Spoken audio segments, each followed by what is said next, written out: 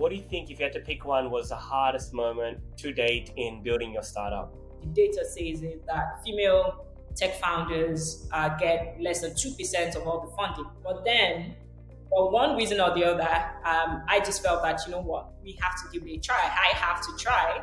So at the beginning, I was bootstrapping and I was using my life savings to build the company. But of course, that ran out quickly. It cost a lot of money to hire developers and keep a team. That was when I realized, okay, you know what, this data is actually real. And there were days that it felt like, you know what, this probably wasn't going to happen.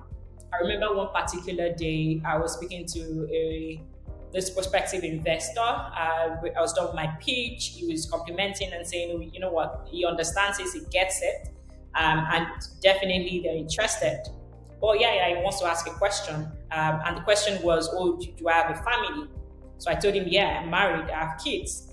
And he was asking me, so how are you going to cope? If, you invest, you raise all this money, how are you going to cope with building a family and running a business? And that was one of the days that I felt it, and I finished the meeting, and I had to no, this is not right. Because I have never seen anyone ask, a male founder that, right? And again, it made me feel like, sometimes maybe it's actually not me. You know how it is when you're speaking to hundreds or tens of investors and you don't get positive feedback. You're wondering why, right? You obviously said you liked it. Why? And then getting that kind of feedback, asking me about family, how you're going to combine, and all. I felt, you know what, maybe it's actually true. It looks like the data is right. These are some of the concerns that people actually have, when people are thinking, how will female founders handle, business with families? But not forgetting that at the end of the day, what you need to be doing is betting on the founders to be able to overcome any challenges that would stop them from, achieving their goals, right, as a business. And it didn't matter if I had a family or not. In fact, because I have a daughter, I'm more motivated to make Healthtracka work because I need to show her that women can do amazing things. I need to show her that she can dream to build anything that she sees that can be a solution to any of the world's problems. So I have a lot more to lose actually, because now I have people, these tiny human beings watching me who think like I'm all that. So I can't let them down. So I remember that day, and I think it's one of those days where I felt pretty low that someone actually would look at my business and think that I can't handle running a business and a family. What's the one thing that founders should know about building a startup? Something that you don't read online, you maybe haven't said to anyone else in person, that's like, look, this is something you just have to know about.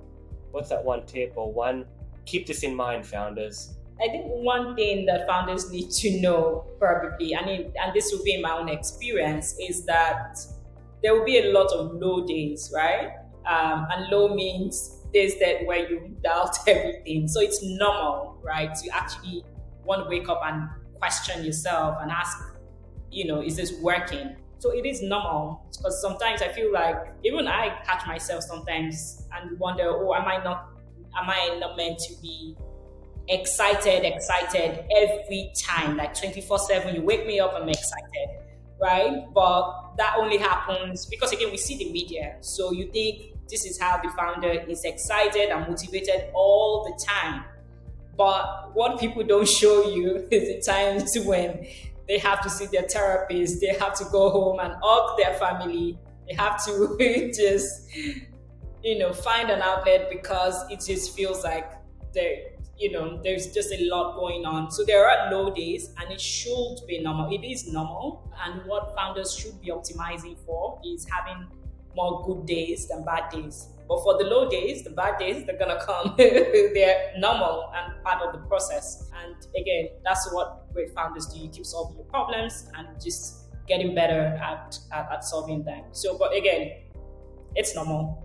That's fantastic. Could you tell me, what do you think are some of your personal traits that make you such a good CEO? So, I mean, I'm the firstborn of my family, so I guess that helps. So I've always been driven and I've felt more responsible. I guess that makes me feel responsible as well. So, because I always feel responsible when things are not going great, it makes me want to fix problems, right? So, I think that also helps because if I exist in a situation where I can see that there's a problem, I want to fix it. Is part of the things that make me a great CEO. It's part of the things that make me a great leader. Another thing would be that I do not like to give up. I feel like I need to be done. And that helps because it just helps me to be very focused on achieving the goal that we have set. And until we have the result, then we can move on to the next thing.